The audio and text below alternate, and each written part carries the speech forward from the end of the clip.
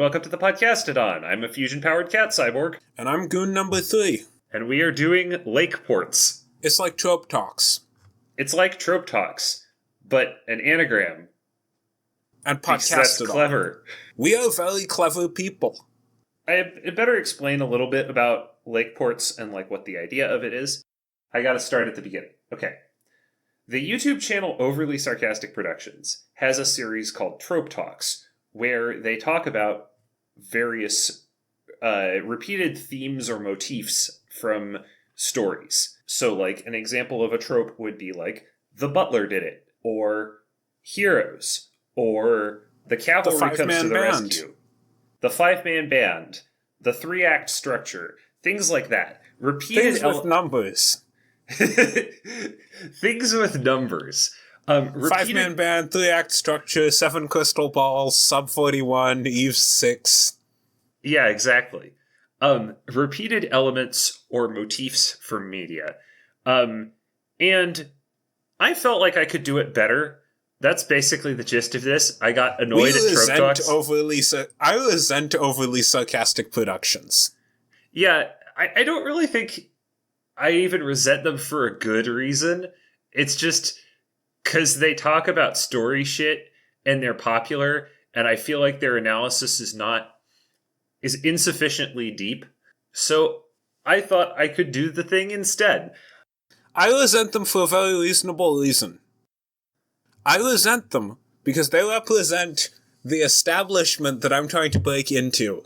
So the same reason you represent Matt Mercer. Represent. Yes. Represent. Podcastodon represent.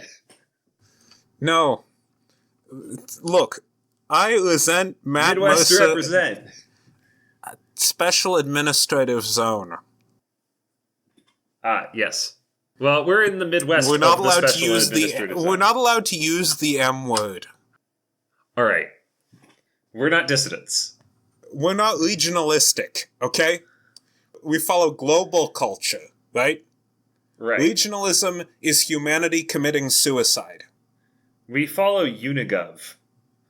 Yes, up good Unigov. Up good Unigov. Yeah, basically, Matt Mercer and Overly Sarcastic Productions are sponsored by the Ministry of Popular Culture. And we're not. And we want that sponsorship. Are we assuming that the listener hasn't listened to Trope Talks? Okay, Trope Talks is not a podcast, but it's basically a podcast. It's mostly audio. It's mostly audio. The Red, who's the host, it is just represented by a cartoon drawing of herself, and she just talks we do directly. Do you want me to draw some cartoon drawings of us? Anyway, Trope Talks is basically a podcast. It's mostly audio. I was going to say more people have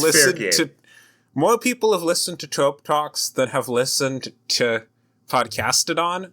So I feel like if anything, we're going to be getting Trope Talks listeners. That's fair.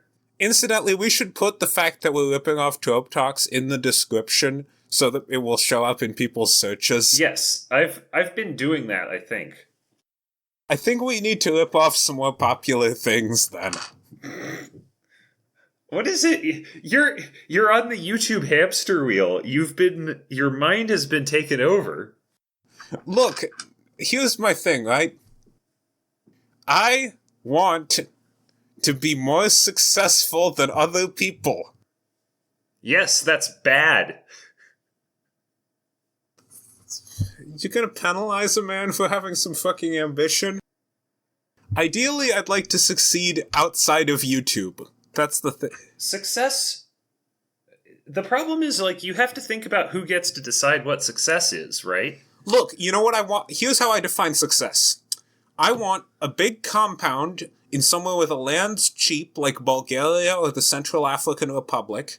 I want to fill it with guns and Toyota Land Cruisers and kilos of Bolivian marching powder. Why Toyota Land Cruisers? Because you can mount anti-aircraft guns on them, and they can off-road anywhere. And right. There's a reason they call them bulletproof Toyotas. And how exactly is YouTube supposed to help you in this endeavor? You don't think Logan Paul doesn't have a fucking compound? Okay, fair point. You don't think Logan Paul is not just You are also bumping not Logan that Paul, pure white but Burmese heroin? I mean, I would believe you if you said that you had evidence that Logan Paul was on heroin. But most people don't get that rich on YouTube. That's the thing, right? It fucking sucks, but like, I want to fucking show them. I want to show them that I'm right.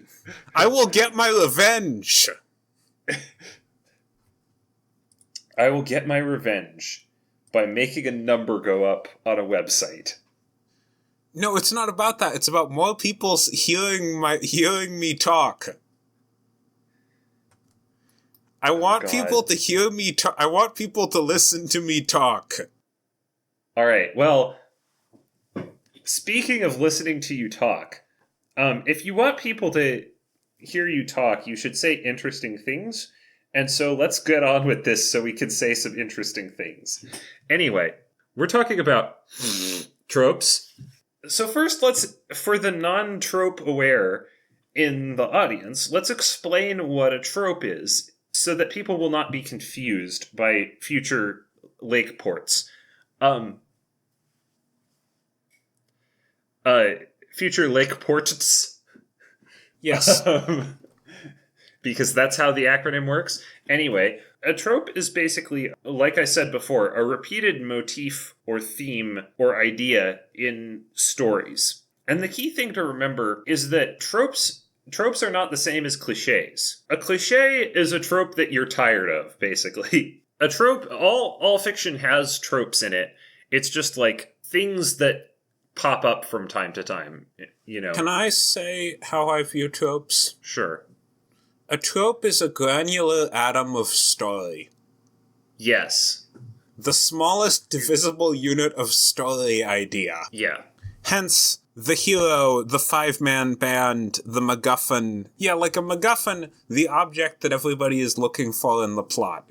You can't reduce that to anything further. You're saying a trope is an atomic unit of story. Yes. Okay. That's sort of a good way to think about. Oh, I thought of another reason why I resent trope talks.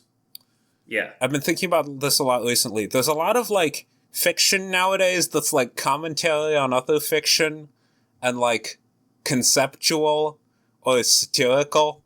And almost all fiction is commentary on other fiction. Look, my sensibility towards fiction moves increasingly to find the, like, elemental aspects that resonate with people. I'm trying to get away from that detached metafictional look at things and trying to be more vital, more primitive, more folkloric. I'm just hearing detached by DNA in my head. Like, the DNA has ruined me. I can't hear the word detached without that riff playing in my head. Like,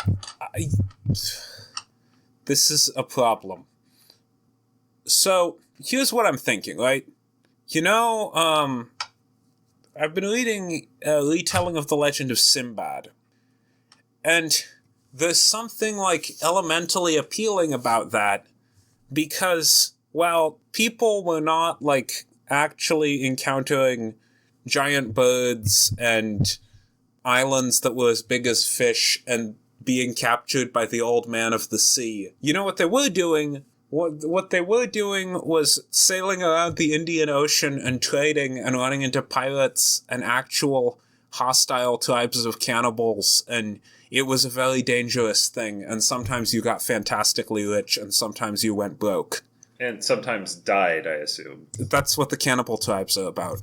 The point is, it's a fantasy story, but it appeals to an elemental experience that would be something people would know from their lives. And I worry that a lot of modern fiction doesn't do that. I don't think superhero fiction reflects a, like, common understandable thing that people think about. I think that might be a subject for another time. My We could point do a is, Lake Ports on superheroes. like, we were talking about the Zeely sequence, and I've come to the conclusion that the Zeely sequence features not much in the way of points that the audience can emotionally identify with as similar to their lives. You mean time travel and nigh omnipotent aliens aren't, like, relatable to most people? That seems implausible to me.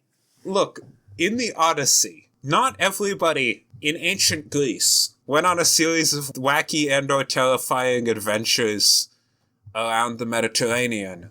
But if you were a soldier, it took you a long-ass time to get home, and you could totally get lost because there was shitty navigation.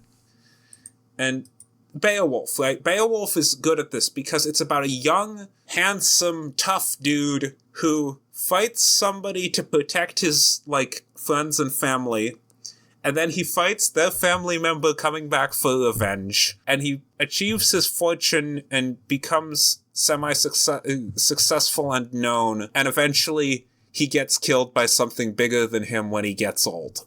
That's very basic. That was a lot of dudes' lives. You throw your weight around for a couple decades, and then somebody bigger than you kills you. So you're interested in looking for elemental, relatable experiences that underlie fiction. Yeah.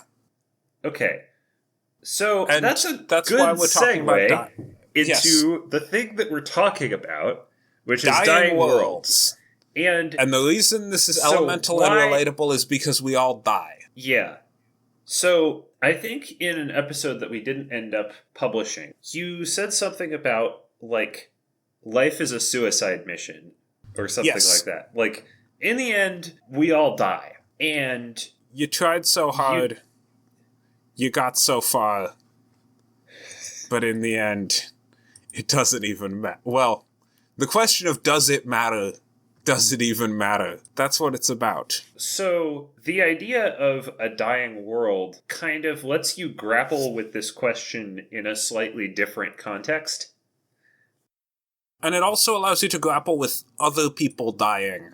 Yeah. And things that you knew passing on more abstractly.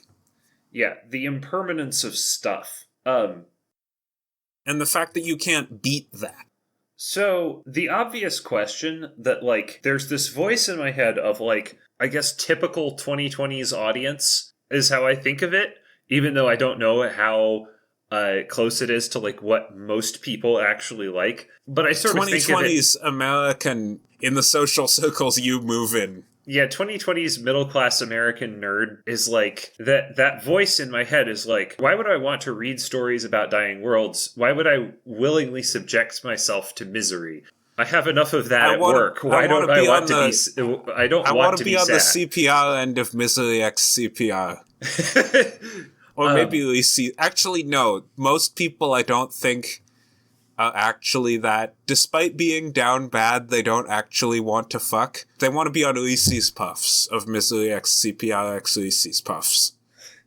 Yeah. The question posed by J Random Viewer is, why would I willingly subject myself to this? Why do people like dying world stories? I want to start with the one about taking things for granted, which is that you can't take anything for... You have to appreciate things if they're impermanent in a very short term. You know? The threat of losing something makes you realize how good it is. This is why Dark Souls 1 is a weirdly beautiful game. Yeah. It would not be so weirdly beautiful if it did not make you cling to it.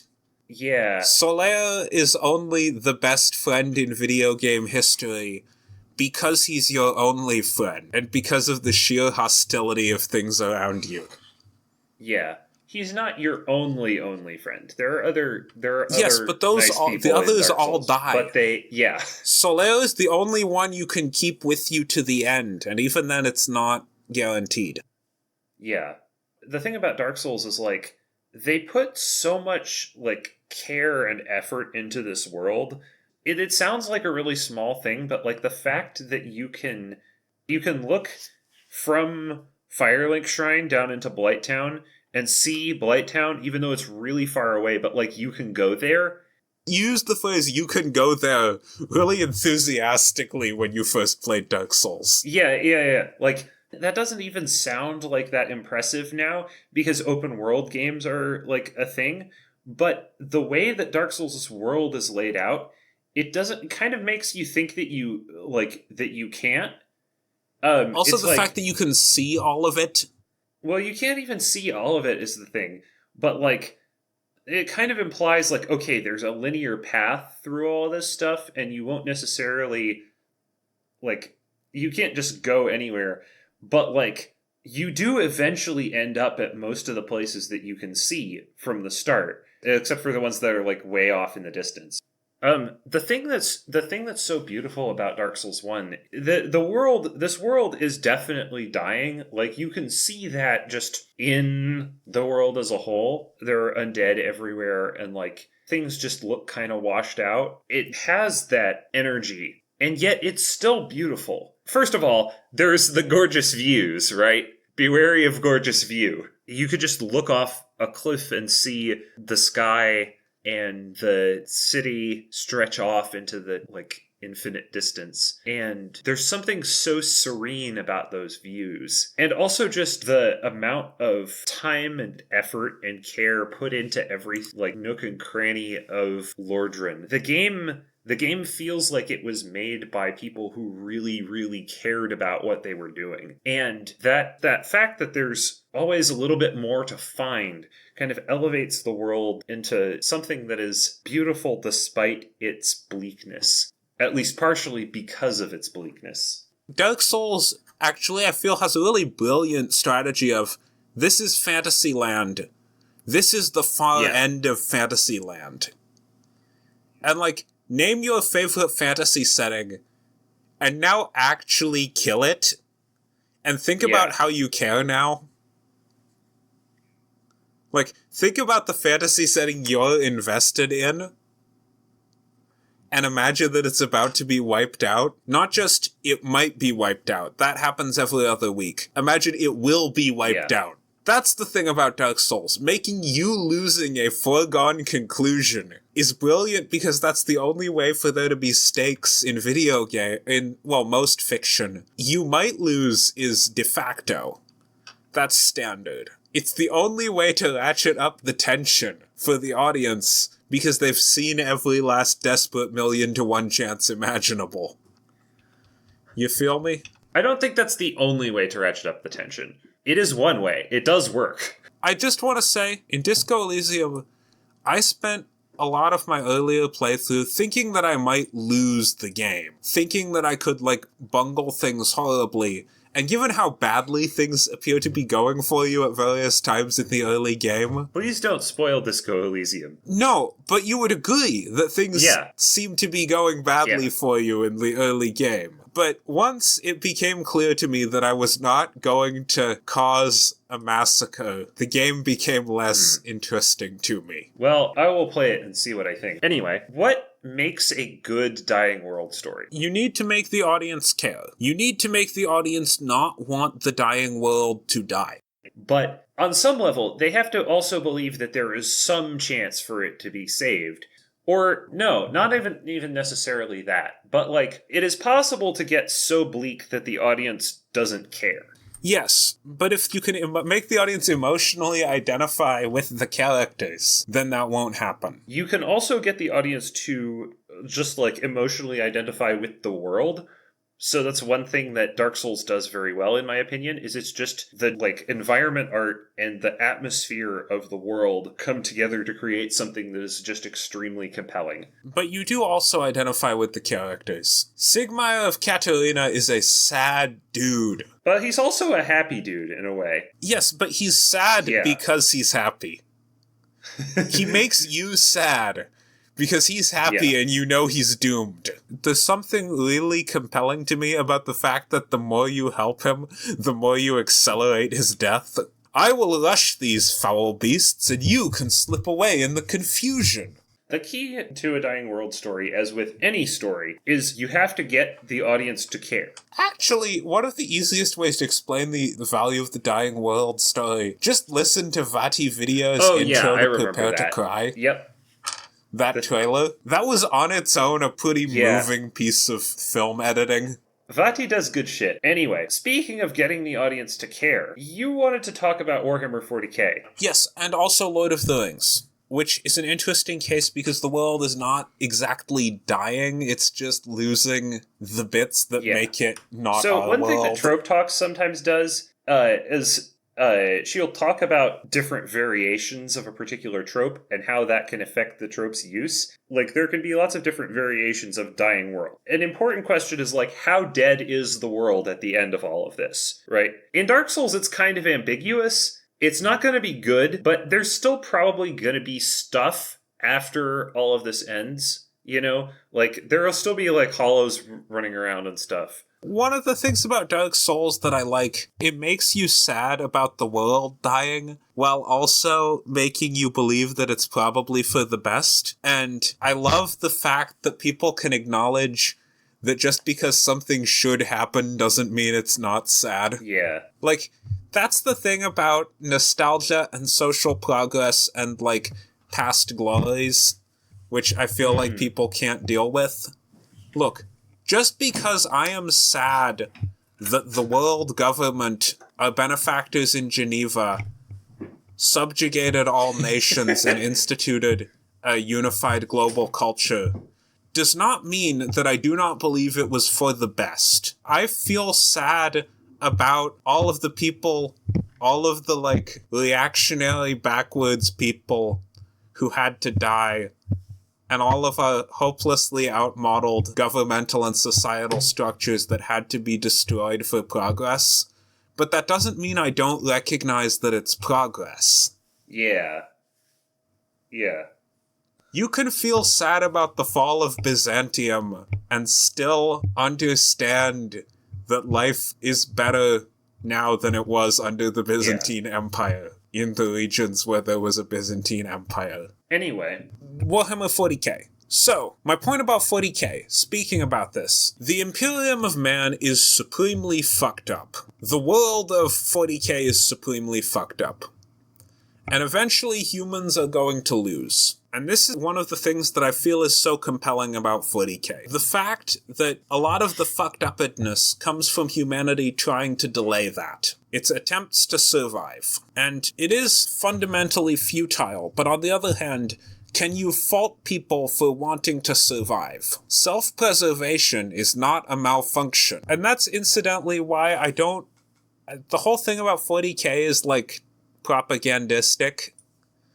And I hate this debate, but, like, I feel like 40k is less propagandistic than a lot of things other people think are more benign. 40k runs on the principle that eventually these people will lose. Yeah. 40k is not about the real world. 40k is about its own thing. And yet, at times, it feels much more real than, say, Marvel. Like, 40k, to me at least, it's more emotionally relatable. Yeah, because it deals with certain subject matter that Marvel just wouldn't. Oh, that's the other thing. When people talk about 40k as satire, I don't fully buy that because I feel like when it's satire, you're not supposed to emotionally identify with the people being satirized. No, I don't agree with that. You can have, like, tragic farce that you could laugh at the things that the characters are doing, but also relate to them. I don't know. People were talking about, like, Verhoeven movies at various times, and I was thinking about how, like... Verhoeven does not do that. Verhoeven hates his characters. Do you think he hates RoboCop? He might not hate RoboCop. But he hates everyone else in that movie. Because he wrote RoboCop as Jesus, from what I understand. But RoboCop is also not entirely even a person. RoboCop is more of an idea. He's a symbol. Somewhere, a crime is being committed. He turns into an abstract personification of justice. No, Verhoeven is like the opposite of 40k. Verhoeven loves ideology and hates people. Admittedly, we have only seen one Verhoeven movie each. RoboCop, I'll rephrase. RoboCop is the opposite of 40k. because RoboCop loves ideology and hates people, and 40K hates ideology and at least is deeply sympathetic to people. I would say 40K loves people. At least the bits of 40K that I care about. I was gonna say it hates ideology makes it sound like it's like, can't we all just get along? But it doesn't believe we can. Yeah, or at least it doesn't believe it's that simple. It does what I really like when fiction does, which is it gives two factions equally legitimate but totally irreconcilable grievances. Which is, in this case, the Imperium is an abomination unto the universe and the ideas of the human spirit and individuality and creation, whereas the Imperium, their point of view is that we don't want to die, and this is the best way to not die. And also, your vision of freedom is terrifying to me because you exist beyond morality. The Imperium-Chaos dichotomy, neither of them is treated with any lack of dignity. Or at least they suffer the same level of indignities. Yeah, the Imperium-Chaos dichotomy is interesting because the way that the Imperium and Chaos work in 40K feels like how actual politics probably feels to centrists. Oh, yeah! It's like, there's this chaotic and evil thing that threatens to destroy the world on the one hand, and a repressive and intolerable government on the other, which of course is not how it actually is. Again, Warhammer 40K is not about the real world. You say that, but I do believe the 40K touches on... It is applicable to the real world, but it's not about the real world. If it is, it's about the real world in a very metaphorical way. It's not trying to say anything directly. It's not really trying to say anything directly, except when they named the orcs after... They named that orc after Margaret Thatcher. Here's the way I think about it. 40K is not about systems. 40K is not about government or economics or even big philosophy. 40K is about personal relationships. You know how people say the personal is political? All of the politics in 40K is basically feuds between clans. 40K's view of politics is like ancient Greek politics. Some people really do see politics like that. A lot of people really do see politics like that. As feuds between clans. Yeah, I've known people like that. And so the question is is it problematic? Is it #problematic to write a story that sees politics that way? Is it problematic to write a story that has this essentially centrist worldview? Okay, I have one other thing that I think 40K does have something really relevant to say about politics. It's the most sympathetic and logical explanation of why people support dictatorships that I've ever seen. I've read about the Iran-Iraq War, and I've read about the Nazi-Soviet part of World War II, why people will fight heroically for repressive governments. And the answer is that if you believe that your government is going to protect you against total annihilation from an unspeakably evil threat, you will do whatever. Iraq was just real trigger happy with the chemical weapons, and Iran would give a gun to anyone over the age of 10. They were both fucked up countries. And the reason it got so fucked up is because they genuinely believed that if they lost, the enemy would salt the fucking earth. And I think that's one thing that 40K does do nicely. The really effective 40K authors do show what that looks like, and I think, importantly, extends people some sympathy. Because you have to extend the sympathy so that you can understand that this loser might be you. And back to the dying world thing. So one of the things that people like to toss around when talking about fascism, because my god do people love to talk about fascism, is how with fascism you always simultaneously underestimate and overestimate the strength of your enemy. Because on one hand they're a credible threat, but on the other hand we're so good we can easily beat them. And one of the things I like about 40K is that it doesn't do that. The Tyranids totally will eat everyone. it doesn't do that second part where it underestimates the enemy. Well, I mean, there's imperial propaganda that talks about how great the emperor is, but do people in universe even believe that? Partly, but the point is that in the meta plot of the game, on the grand scale, you as the audience knows that any imperial victory, or even any of the other sympathetic factions like the Eldar or the Tau, though the Tau have not gotten nearly enough development for something that's been around since the 2000s. Just critical lack of character development. Let's say the Imperium and the Eldar. Any victory for them is just a holding action. One of the reasons why the power fantasy is, interesting and has weight is because all of that heroism is just necessary to continue. Survival requires heroic willpower and courage and self-sacrifice. And that's the other thing that Dying World stories do. They elevate the very basic act of survival to a heroic deed.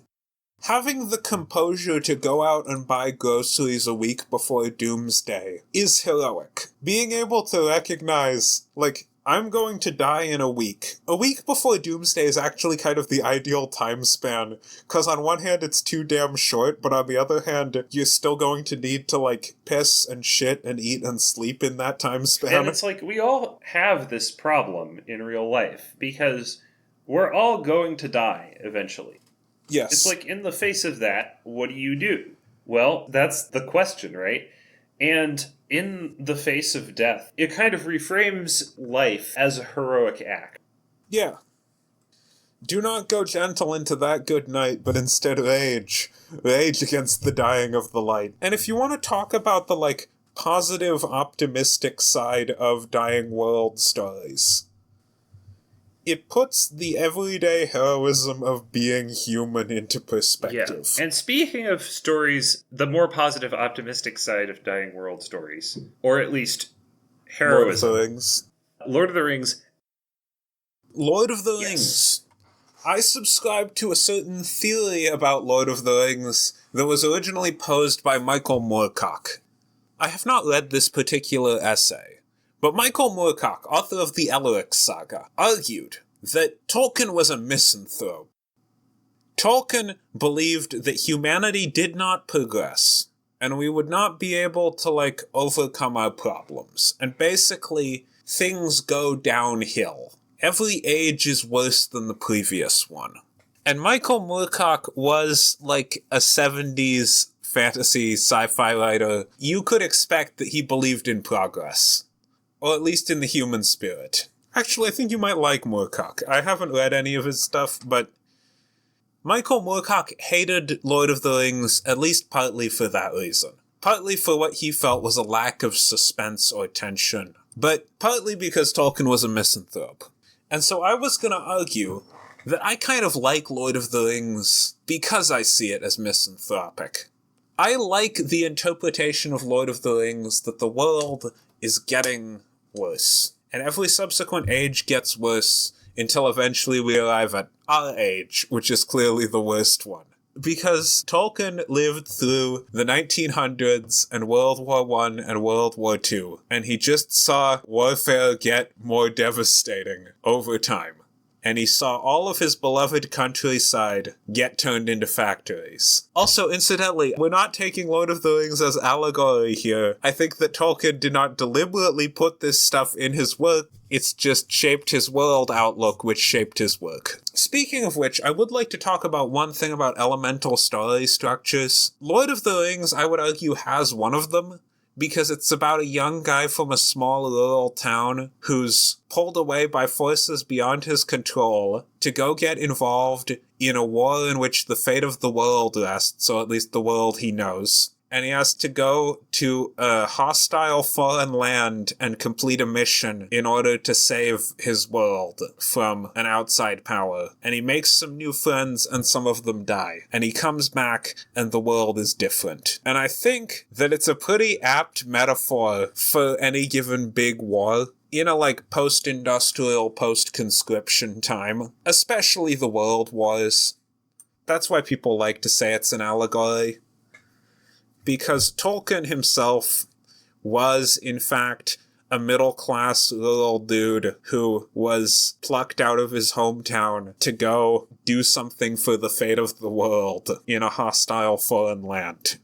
Part of the reason why I think Tolkien feels timeless is because, specifically The Lord of the Rings, like the best folklore, is an exaggerated version of a real, understandable experience that a lot of people have gone through in history. Yeah, which brings us back to what we were talking about with the subject of this episode. Dying worlds, and specifically Tolkien's dying world. Right. Middle-earth. And I think it's not strictly a dying world. The world gets saved at the end. That's an important point about dying worlds. You do not have to actually destroy the world at the end to have this effect, to get the vibe. Things just have to be getting worse in some big, important way.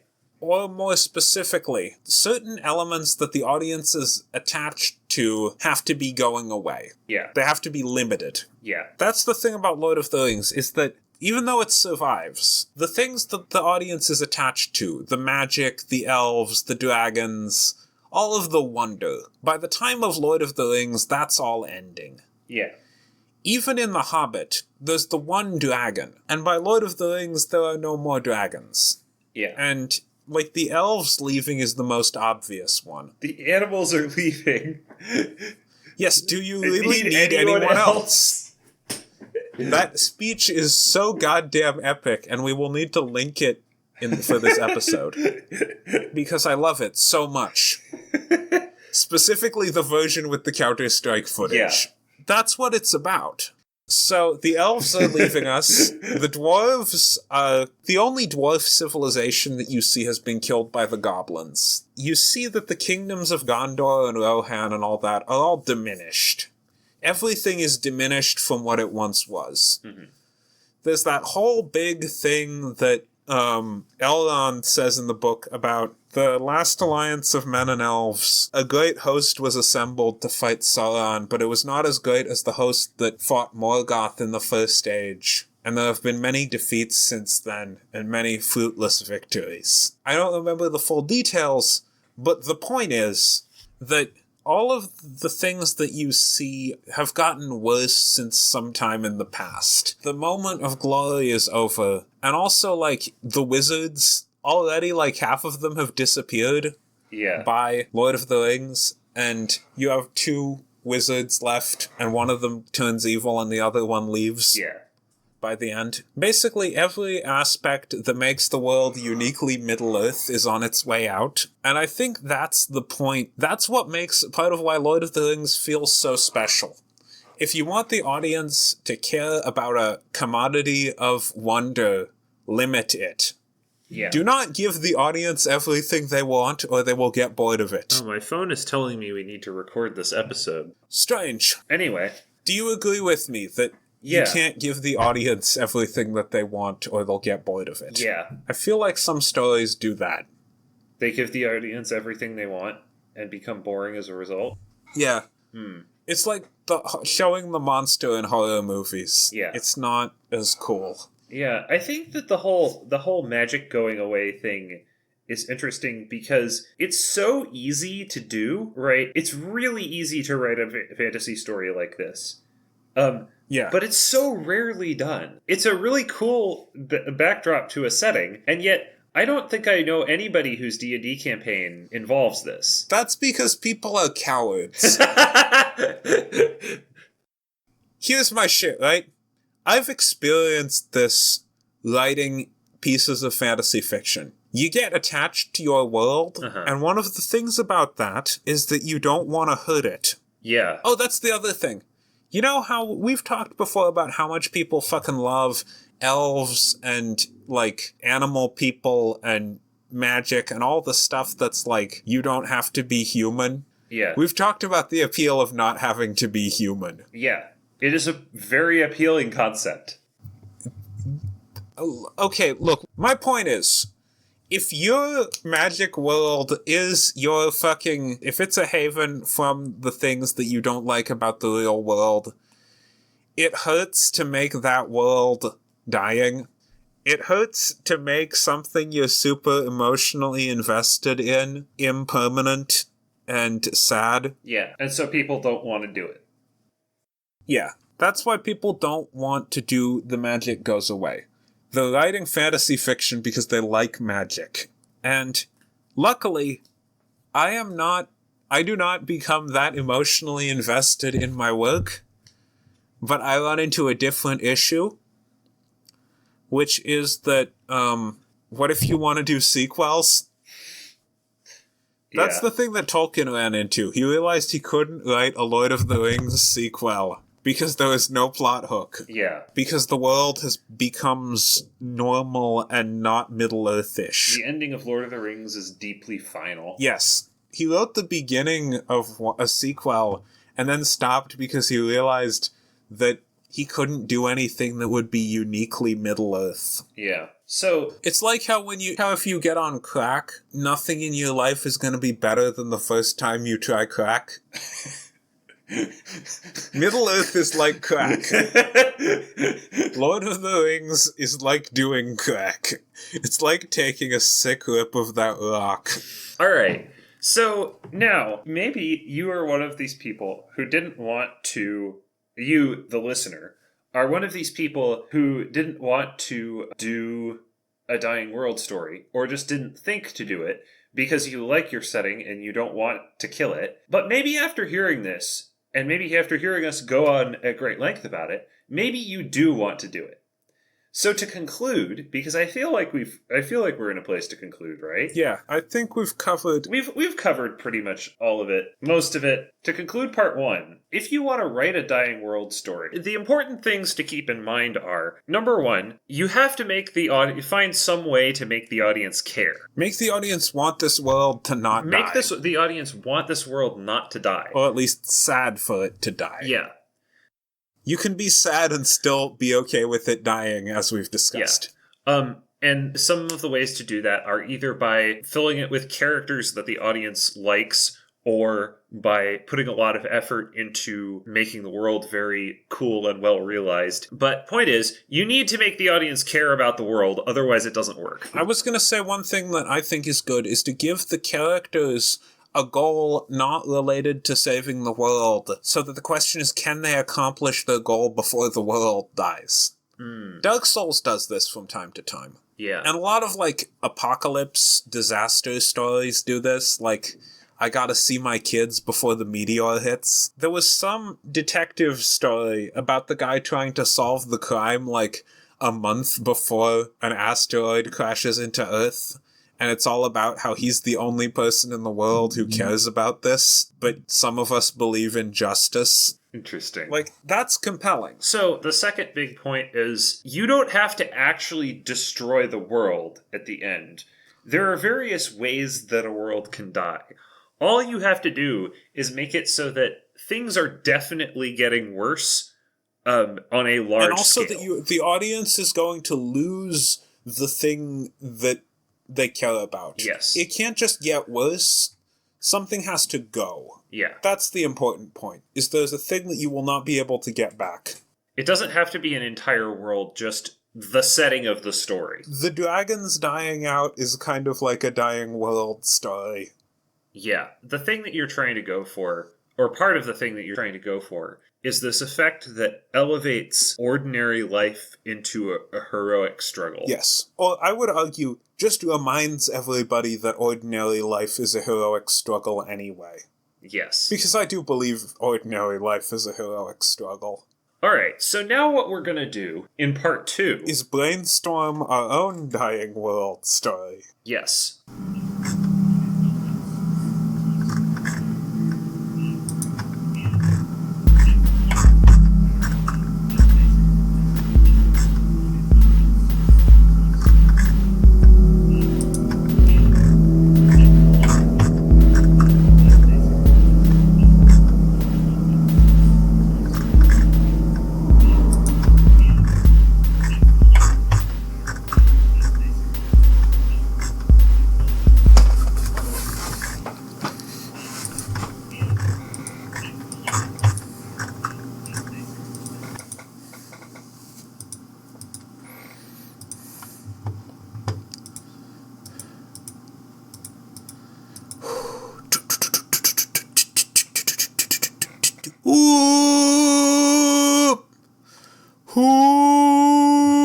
I've been